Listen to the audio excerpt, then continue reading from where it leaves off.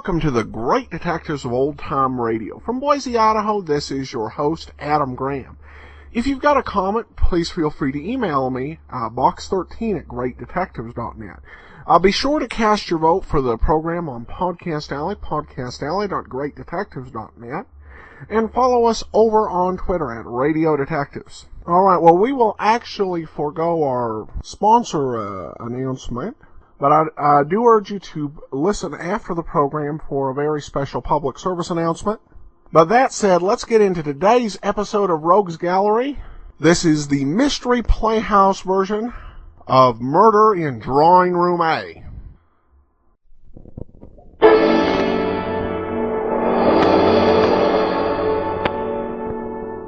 Hello, creeps. This is a very tired T4Y on the Mystery Playhouse. Tonight's story will be told by Dick Powell, who plays Richard Rogue now, in another graphic adventure from Rogues Gallery.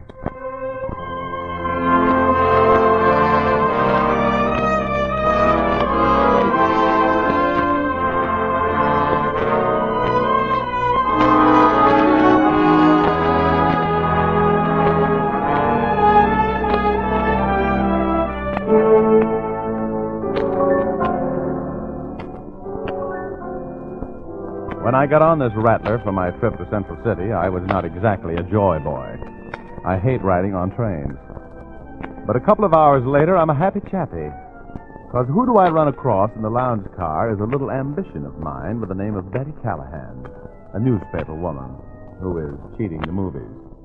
She's a pocket-sized brunette with cornflower blue eyes and a complexion which wouldn't come off on the shoulder of my blue gabardine suit.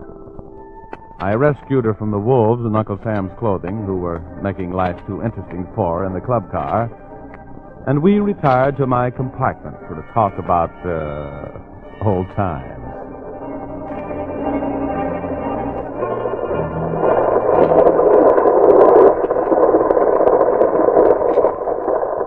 Nice little place you have here, Richard. A guy can get pretty lonesome in a place like this, you know, Betty. Get that gleam out of your eye, Richard. I'm perfectly comfortable right where I am. Oh, all right. I just thought maybe you'd like to sit here with me and look out of the window. You're so thoughtful. You haven't even told me where you're going. Did things finally get too hot for you at home? Police. I'm going to Central City, baby, for the same reason you are. The Charlie Miller trial. Don't tell me you've learned to write. Oh, very funny. I'm an expert witness, and I've got a briefcase full of research here. That's going to make the DA very happy. Come a little closer.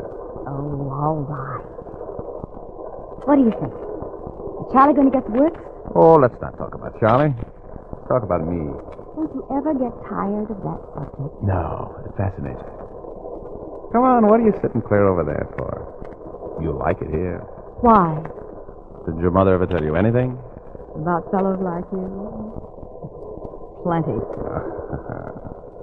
Why don't you drop that front page character, Angel? We've known each other for a long time. Stop pulling. Well, I was just trying to... Well, stop trying. How can you be so mean to me?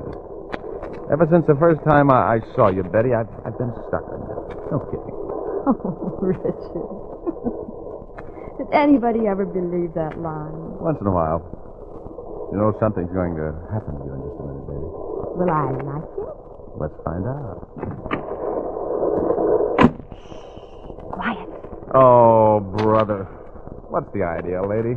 This is a private compartment. Please, I'm sorry to intrude. Who is this girl, Richard? I never saw her before. Who are you? I had to come in here. My life is in danger. Well, offhand, lady, I don't think you improved your situation any breaking in here when you did. Oh, why does everything have to happen to me? Why don't you buy a ticket, Latin type, and then you wouldn't have to play hide and seek with the conductor? I had to come in here. I'm hiding. There's a man on this train who has designs on my life. Yes, what Bernhardt could have done with that line. You don't believe me? That's right. Now scram. Oh, don't answer it. Please.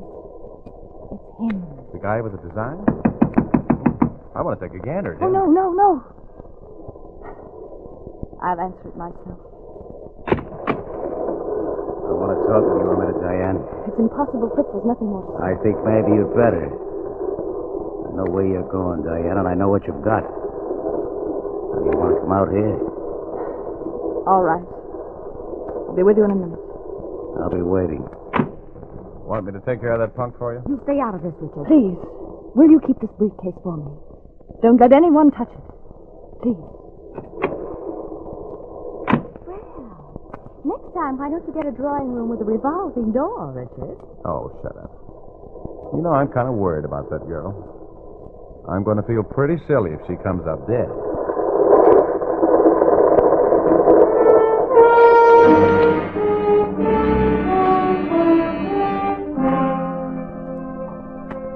For the next 2 minutes, I worried about Diane and the man who had designs on her life. But I'm a romanticist at heart. So I spent the next 58 minutes trying to spellbind Betty into seeing things my way. But she wasn't looking. At the end of an hour, my chances were still about on the ratio of Little Rock Junior High against Notre Dame. So I gave up.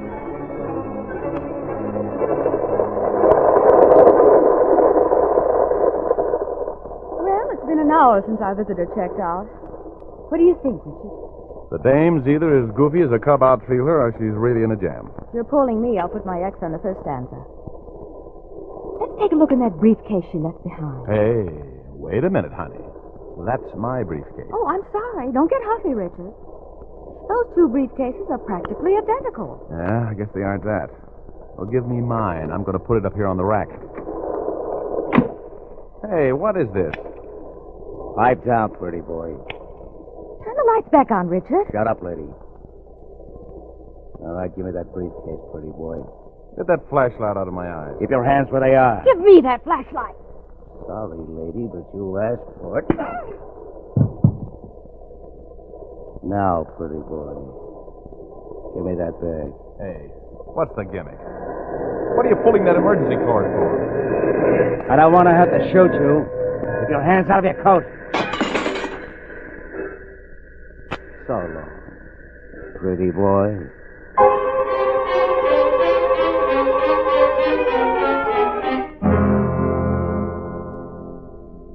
As he pulled the cord, I could see the gleam of a gun in this character's fist, and I didn't want any samples of his marksmanship. But I could hear Betty groaning on the floor at my feet, and all of a sudden I felt that I had to get him before he jumped out of that window he'd knocked out with the butt of his pistol. I made a dive for him, expecting to stop a little lead. When I got where he'd been, he wasn't there. He was behind me. I knew that when I heard the flashlight whizzing through the air. It connected expertly right behind my ear. And there I went again into the land of Nod, which is practically my home away from home. Everything was very quiet for a while, and I slept peacefully.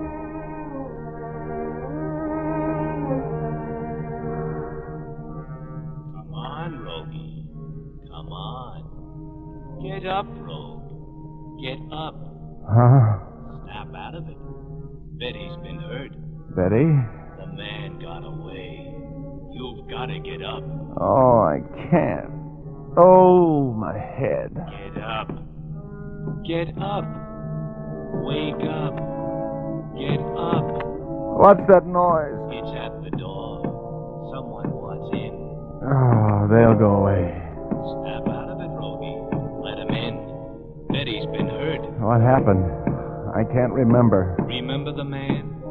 Remember the girl? He came back and... Yeah. Oh, cut it out. Stop that pounding. Ooh, my head. You're in a jam, Rogie. Betty's been hurt. Wake up. Get up. I can't. What's that pounding? Pounding. Cut it out. Stop it, do you hear? Stop it.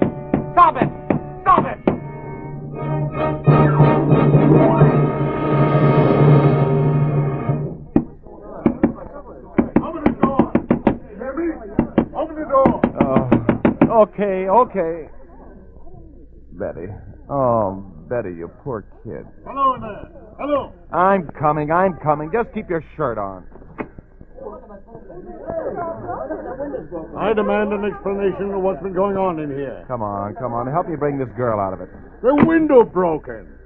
Do you know what that does to the air conditioning in this car? Well, a man got out of that window while the train was stopped. Who pulled the emergency cord? This guy. He came in here waving a gun around, took a briefcase that some dame had left here, stopped the train, and knocked our brains out. I just came to, and he's gone. So let's face it, conductor, he must have jumped out the window. Yes. And what happened to the young lady who left the briefcase here in your compartment? I don't know. Who was she? I never saw her before. Oh, are you okay, baby? Oh, sure. It takes a bump like that to clear up my mind. Who was that fellow? I don't know. I'm holding you responsible for the damage that's been done to this compartment. What's your name? The name's Richard Rogue. Now get out of here. I'll give you some more things to hold me responsible for. Personal things. I'm the conductor on this train, and I'm not... Okay. We'll still be on your train when you pull into Central City. Goodbye now. Now, everything's all right, folks. Just get back to your seats, please. We're going ahead immediately. Please return to your seats. I've heard you were dynamic when you got started, Richard.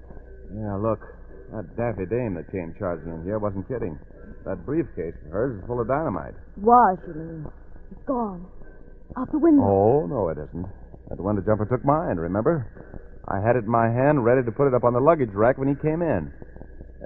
Give me hers. It's right over there behind you. Oh, sure. It's locked. I want to know what's in it, don't you? I love life. I just wish I'd never seen it. Well, comb the hair over that lump on your head, baby. We're going to find and confer with the young lady who spark-plugged this carnival of mayhem. Okay, I'm in. I owe that brunette a little something. Let's go talk to her.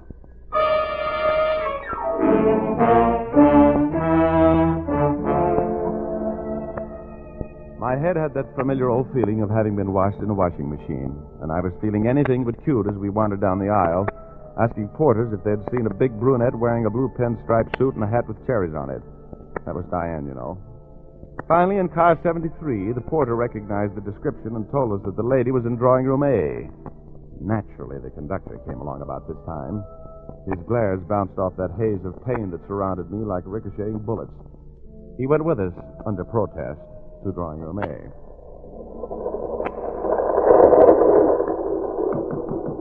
Oh, no answer. He isn't in. Why don't you look in the club car? I did. Knock again. Why don't you try the door, Richard? Okay. Oh, it's open. Conductor, mind if we go in and look around? What right have you to enter the stateroom of a strange woman? She entered his. You sue me if you want to, but I'm going in there and take a look around. Nobody at home, I guess. Well, I hope you're satisfied. Tearing up the train, walking into other people's drawing rooms. Look, mister, I'm trying to help you. I've been all over this train. This dame has to be someplace. All right. She's not here. And I can't stand around all night. Look, over there, under the berth. I don't see anything. You don't? Come here, conductor. What do you think that is? Red ink? Why? That's blood. Oh, wait, I'll pull these blankets back.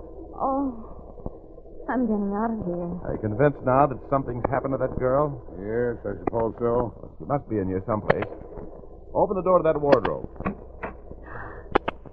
Oh, Richard. Steady, Betty. Here. Help me move her up on the berth. No. Leave her right where she is. The cops won't want to move. Oh, that knife in her throat. She's dead.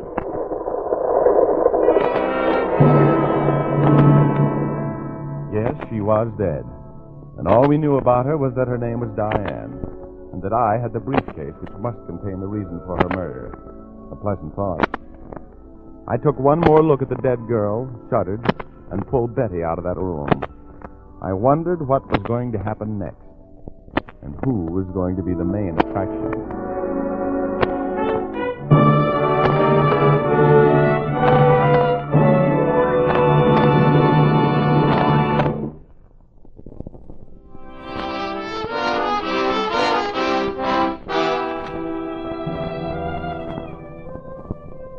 I must have been born under a police star. No matter what I start out to do, I end up in more trouble than a jitterbug at a square dance. Me? I start out to be an expert witness, and I wind up in the sheriff's office in Central City trying to explain a murder. Betty was enjoying every minute of this comedy of terrors, being a news hawk.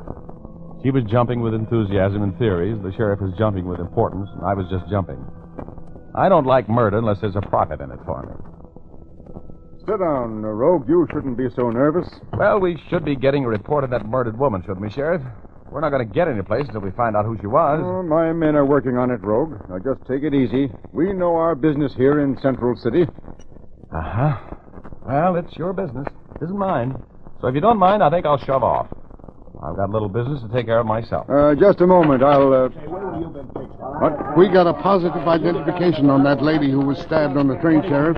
And who do you think she was? Well, who was she? Get to it, Hennessy. She was Diane Miller, wife of Charlie Miller, who was on trial for murdering Big Joel and Bertie.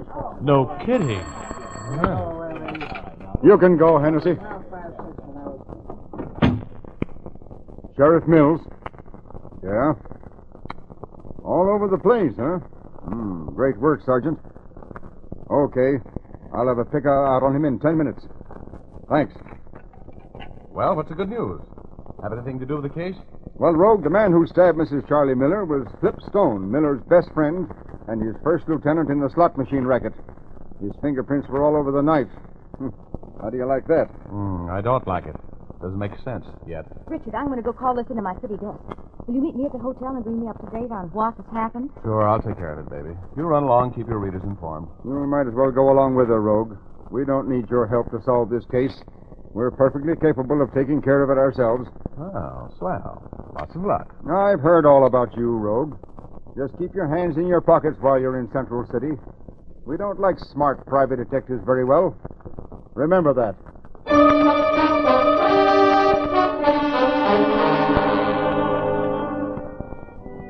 I was all set to try and help the guy until he said that. I don't approve of people going around sticking knives through other people, and I'm willing to throw in my nickel's worth to see that they're discouraged. Then this politician with muscles running up to the part in his hair gets tough with me. Oh, well, he probably had run across some wrong guys in his time. Anyway, Betty and I lammed back to the Hotel Splendide. We went up to my room because we wanted to talk. She called in her story to her paper, and I sat in the window and talked the deal over with myself. She finished her phone call. I really walked into a scoop this time. The city editor's having hallucinations. He even promised me a raise. Throw the bolt in that door, will you? Why? Oh, don't be so conceited. I want to take a look in this briefcase all the excitement is about. Of course, you know you can get put away in the pokey for a long time for withholding evidence. You're the worrying type, aren't you? Why do you suppose Flipstone rubbed out his boss's better half? Maybe she asked idiotic questions while he was trying to open a briefcase. You know it's locked. Yeah, I'm afraid I'm going to have to ruin the lock with my knife. Too bad. That's breaking and entering or something, isn't it? Illegal entry. Oh, that'll add 20 years to your sentence. I'll still be a young man when I get out. Ha-ha. Oh, come on. Come on, I'm not going to be browbeaten by a lock. Hey, $100 bills. Millions of them. Take a gander at that, Betty. Money! Oh, you catch on quick. No wonder Flip Stone was so anxious to get his hot little pink fist on this leather. You count them, will you? I'd love to. There's some letters in here I want to be impolite about. 2, 3, 4, 5, 6, 7, 8, 9, 10, 1. Richard, there must be $50,000 here. Baby, this is the works. These letters explain a lot of things. I'm counting. Wait a minute. 81, 82, 83, 84. Don't bother me. I never saw this much money before. No? Well, I know now why Flipstone put the kiss of death on the lovely Diane. He had to keep these letters and that money from being delivered. He didn't want Charlie Miller to beat that rap. 4, 5, 6, 7. I'm through 6,000s already, and I haven't even made a hole in the pile. Oh, the guy who wrote these letters was a character. 7, Give me the sheriff's office, please. 1, 2, 3, 4, 5, Thank you. 8,000. 5, 6, 7, 8, 9. 9,000. Oh, I wonder what a nice yacht would cost me. Chicken, if that dough was yours, you'd be Mrs. Richard Rogue tonight. Oh, would I? 6, 7, 8, 9. Hello, 10,000. hello, sheriff's office. Let me talk to Sheriff Mills. Richard Rogue calling. Thanks. Gracious. 7, 8, 9, 11,000. 1, 2, 3, 4, 5. Oh, hello, 6, 7, Sheriff. 8, This is 9, Richard Rogue. 12,000. Yeah. 1, 2, 3, 4, Come 5, down to 6, 7, 7:30 at the Hotel 13,000. Splendid right away, will you? 1, 2, 3, 4, 5, 6, 7, 8, Well, don't 9, ask so 10, many 11, questions. I'm going to make you a big man. 1, 2, 3, 4, 5, I want you to help me 6, 7, plan a 8, surprise party. 9, 10, Right. 11, 12, Now hurry. 13,000. Hey, that's a lot of letters you got there, Betty, darling. 18,000. Flipstone really grabbed a handful of disappointment when he bailed out with that mice satchel by mistake. There wasn't nearly that much money in mine. Who could that be? I don't know. Look, I'll get over behind the door. You open it, and we'll look our company over before we put this artillery away. All right. I don't like guns. They come in handy sometimes. Okay. Put 'em up, lady. I'm coming in. You can't come in here. Shut up. Just keep backing up. I want that dough. You switched bags on me. I didn't do it. Where's Rogue? Checked every hotel register in town looking for him. Where is he? I want to slap him around a little bit for... Oh, Richard, why did you wait so long?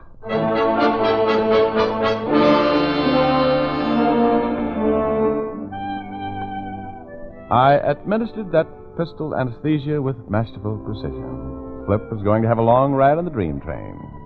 Betty and I took a sheet off the bed, tore it into strips, and tied Flip up like traffic at Hollywood and Vine. Then we looked around for some place to hide him. We finally picked out a spot that any old maid would have thought of immediately. We slipped him under one of the twin beds. Then we finished counting the money. $25,000. Oh, it looked beautiful there. But I had things to do.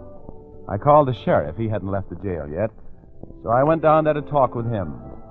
And while I was there, I had a chat with Charlie Miller, a very satisfactory chat. Then the sheriff and I went back to the hotel. Betty made a phone call, and we waited for company. The sheriff and I squeezed into a closet when the knock came at the door. Who is it? You just called and invited me down. Okay. Come in. Thanks. Now, let's get this over with, Mrs. Miller. I want to get out of here. Don't be in such a hurry. How do I know you're on the level? You have the money with you? Yes. I'll give it to you after you sign this little document. What is it? I'll read it to you. All right. I, Louis Tobin, a member of the jury in the trial of Charles Miller for the murder of Big Joe Lamberti, do hereby acknowledge the receipt of $25,000 from the hand of Mrs. Charles Miller, for which I agree to hold out against the conviction of Charles Miller and to find him not guilty. I also agree to use my best influence to make the other jurors agree to a not guilty verdict. And that's where you sign, Mr. Tobin. Oh, you know I can't sign a thing like that. Now, look, I've got $25,000 in Hudrins ready for you. You get it when you sign your name. Right there. No, If you I keep can't. your word and my husband gets a hung jury or an acquittal, this receipt will be torn up. If you don't, I'll give it to the newspapers. Sign it. Okay. Okay, I'll sign it. Here's a pen. Okay. There, I'll just hang on to this until you give me the money. Here you are. $250 $100 bills. There we are. You want to count it? No, I just want to get out of here, that's all. Hey, Don't move, Tobin. The sheriff and I both have you covered. You double-crossed me. I was just Get trying him, to... Tobin. I'll shake him down, Sheriff.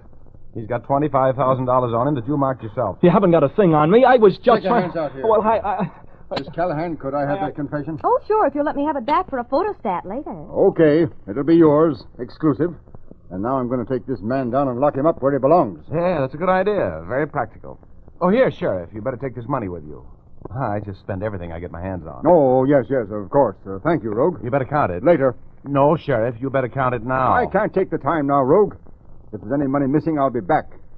And there had better not be any money missing.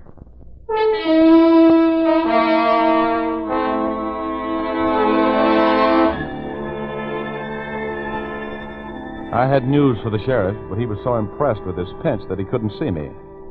Oh, well, I knew he'd be back. You see, I'm a practical guy. I had palmed and pocketed $5,000 out of that wad of dough I took off Tobin. I showed it to Betty, and she was horrified, but I knew what I was doing.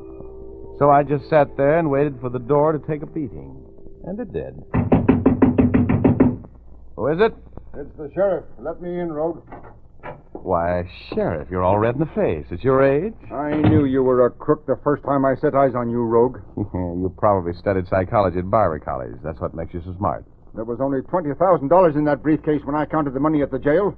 And I had 4 honest men as witnesses. Well, bless your heart. Where's that other $5,000, Rogue? In my pocket, Sheriff, and that's where it's going to stay. That's larceny, and you're under arrest.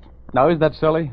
Look, Sheriff. Oh, please, Richard, tell him. Don't needle him anymore. Well, Sheriff, you remember when I went in the cell to see Charlie Miller? What's that got to do with the missing funds? Well, he posted a $5,000 reward for the killer of his wife with you, didn't he? Oh, yes, I suppose he did. You suppose? You know he did. Well, if you look under the bed there in the bedroom, you'll find Flip Stone, the guy who murdered Diane Miller.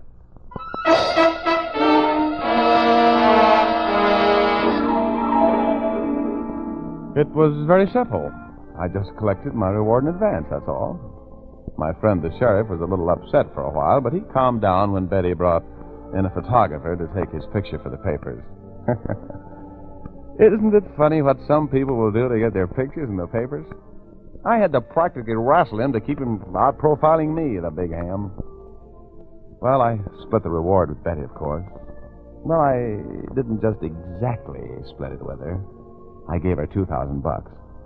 But she didn't want to take anything. Isn't that just like a woman, though? Or is it?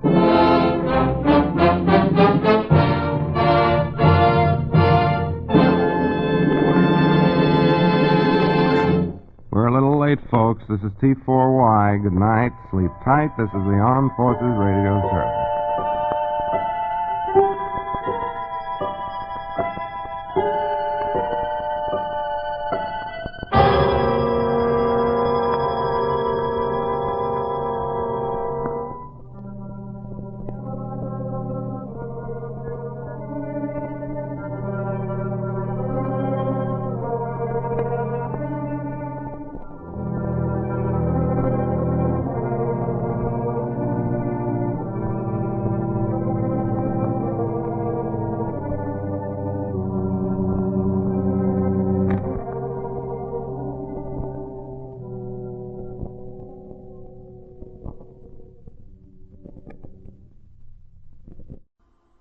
Welcome back. Well, I have to say, I'm not quite feeling the Armed Forces Radio Service's post-war replacement for Sergeant X and Peter Lorre, who did the Mystery Playhouse announcing during World War II.